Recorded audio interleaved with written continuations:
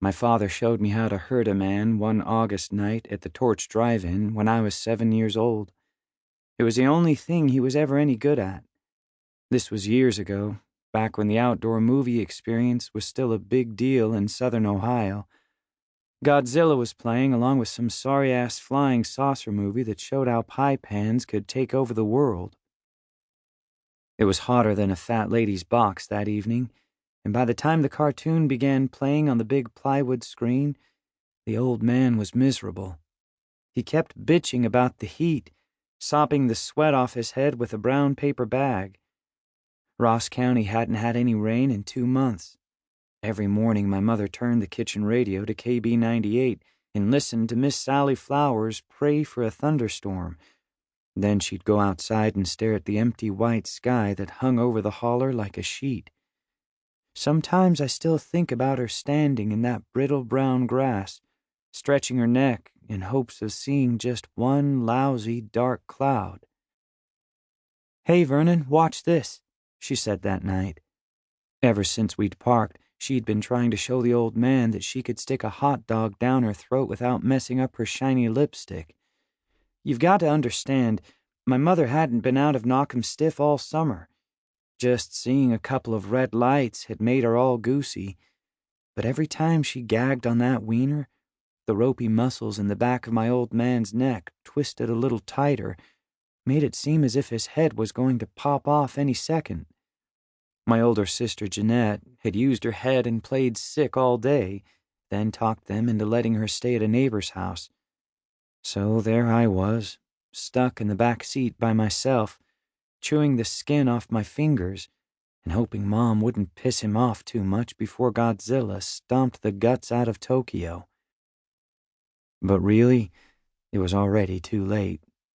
Mom had forgotten to pack the old man's special cup, and so everything was shot in the ass as far as he was concerned.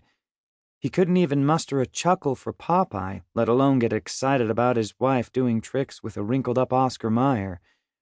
Besides, my old man hated movies.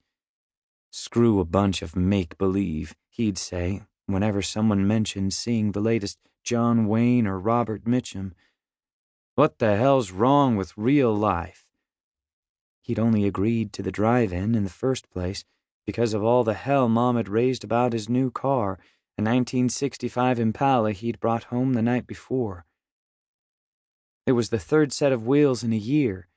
We lived on soup, beans, and fried bread, but drove around Knockemstiff like rich people. Just that morning I'd heard my mother get on the phone and rag to her sister, the one who lived in town. "The son of a bitch is crazy, Margie," she said. "We couldn't even pay the electric bill last month." I was sitting in front of the dead TV, watching watery blood trickle down her pale calves. She'd tried to shave them with the old man's straight razor, but her legs were like sticks of butter. A black fly kept buzzing around her bony ankles, dodging her mad slaps. "I mean it, Margie," she said into the black mouthpiece. "I'd be out of this hellhole in a minute if it wasn't for these kids." As soon as Godzilla started, the old man pulled the ashtray out of the dash and poured a drink in it from his bottle.